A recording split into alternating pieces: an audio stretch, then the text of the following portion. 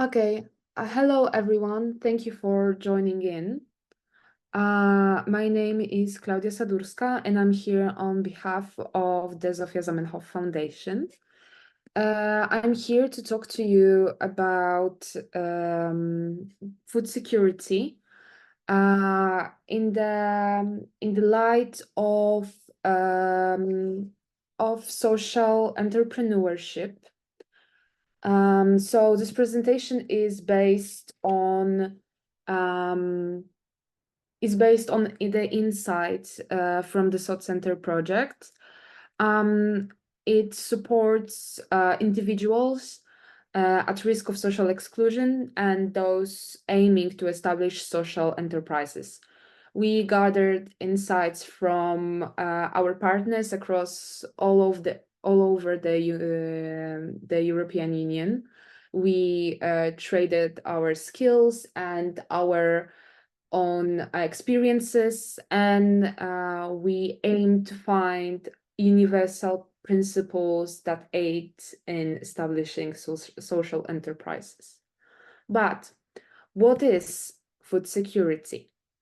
This definition was created in 1996 during the World Food Summit, and it states that food security exists when all people at all times have physical and economic access to sufficient, safe, and nutritious food that meets their dietary needs and food preferences for an active and healthy life.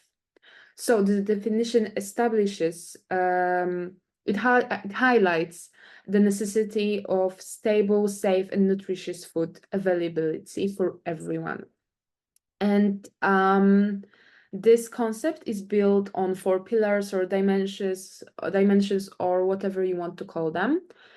So it's availability, utilization, food access, stability, and each of these are essential for achieving a food secure world. So the first dimension is food security in the physical availability. This focuses on the supply side.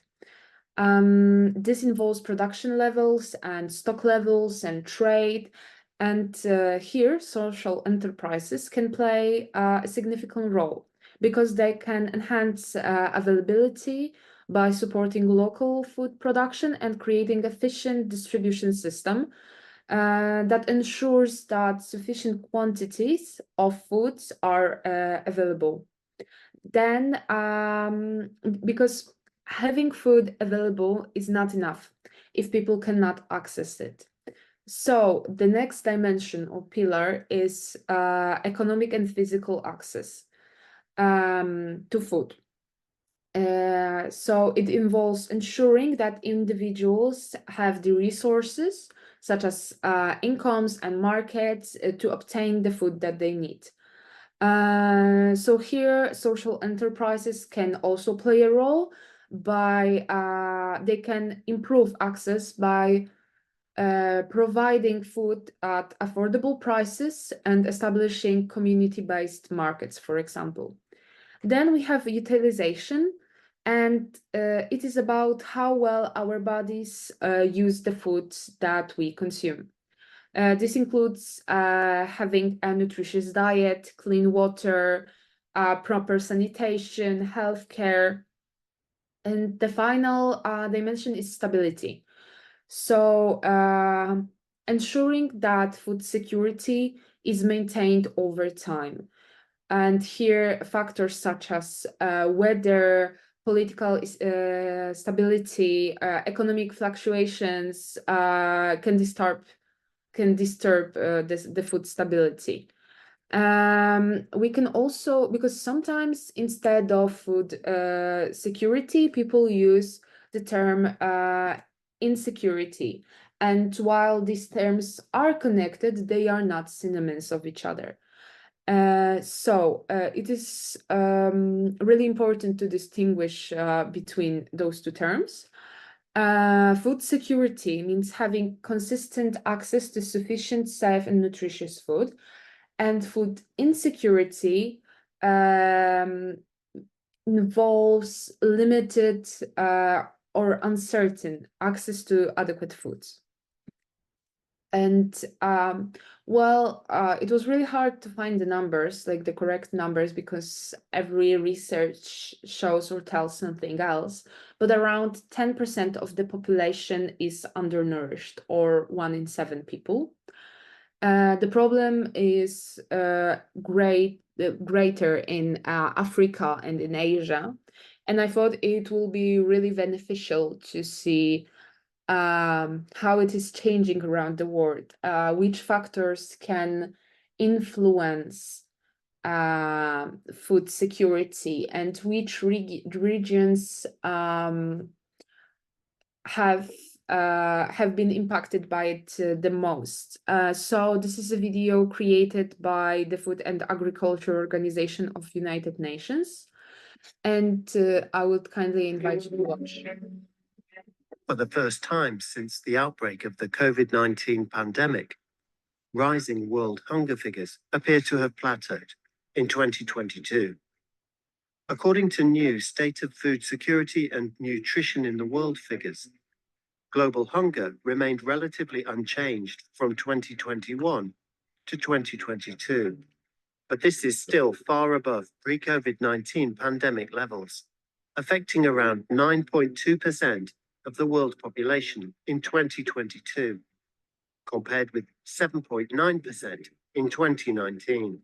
New figures estimate that between 691 and 783 million people in the world faced hunger in 2022.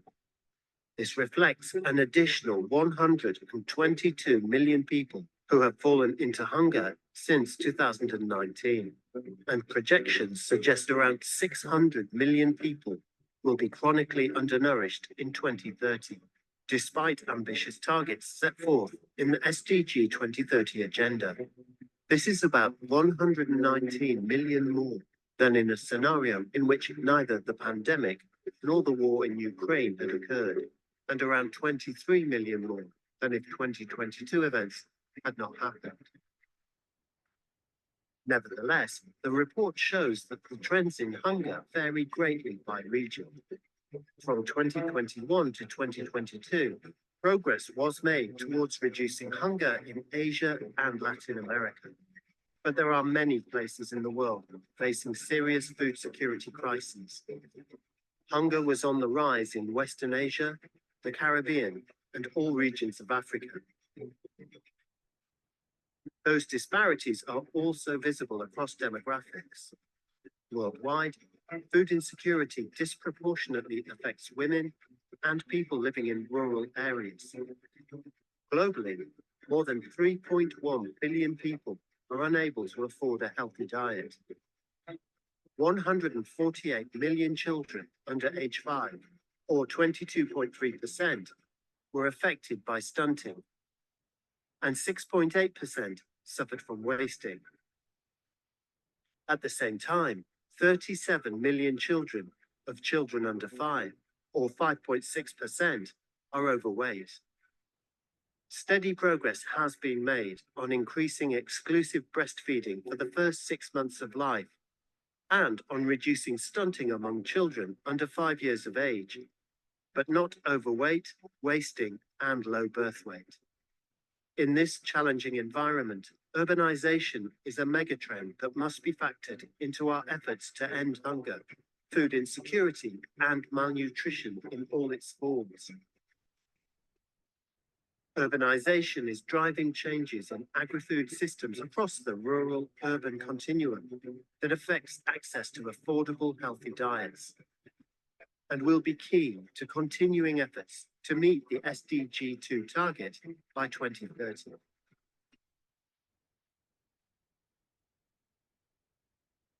Okay,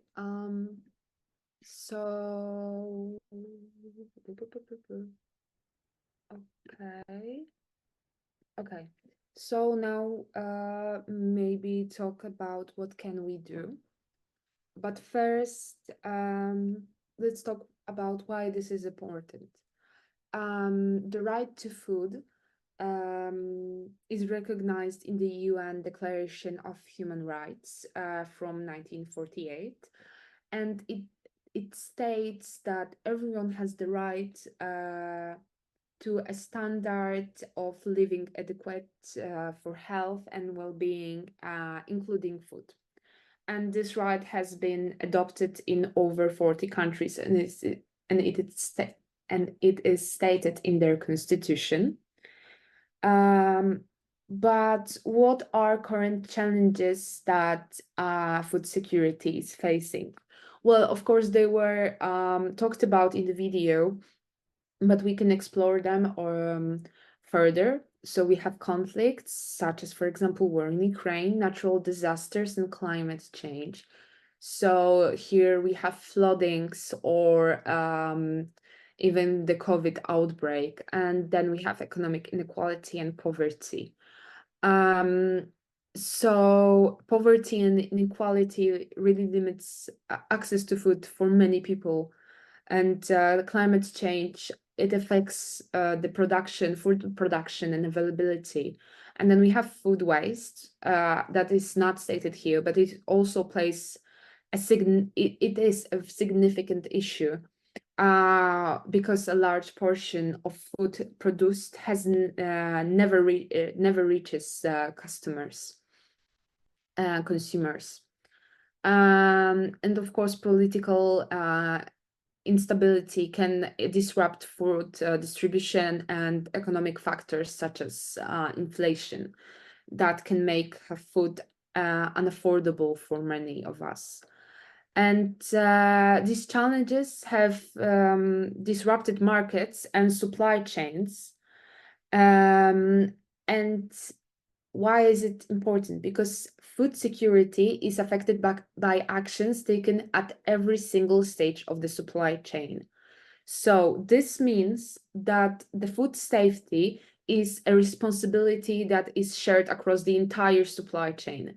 This is why it is also important to talk about it, because it's not one person's responsibility or only one sector's responsibility, because here everyone is responsible.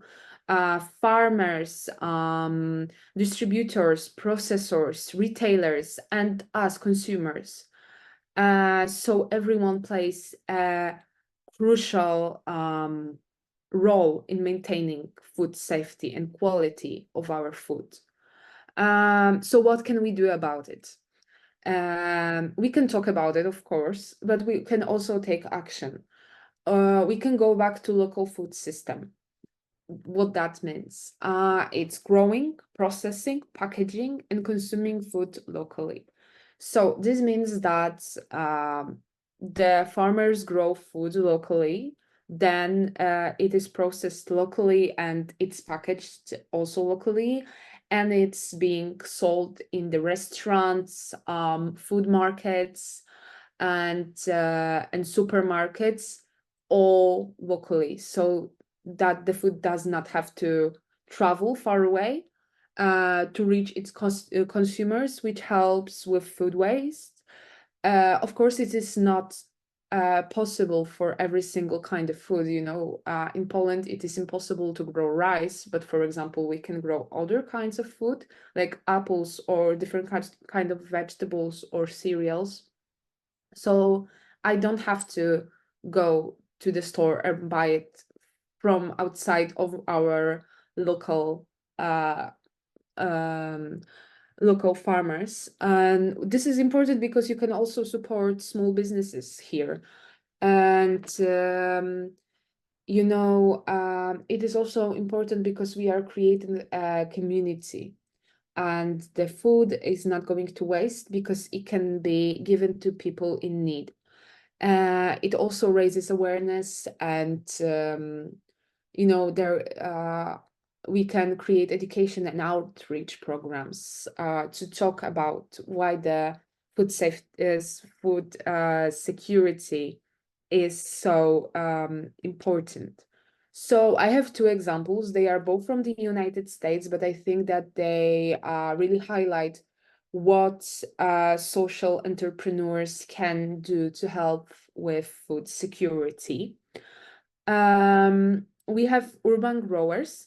So this is a company from Chicago, It provides training and education on urban agriculture and food systems, especially for young people from groups that are unprivileged. So it also has the Fresh Moves mobile market. It is a school bus that has been converted into moving market, mobile market. And urban growers go to the districts and to the, they are called food deserts, but they are not really deserts. They are just places where people don't have access to nutritious food. So this market goes to these places, to schools, to shelters, and gives people access to food.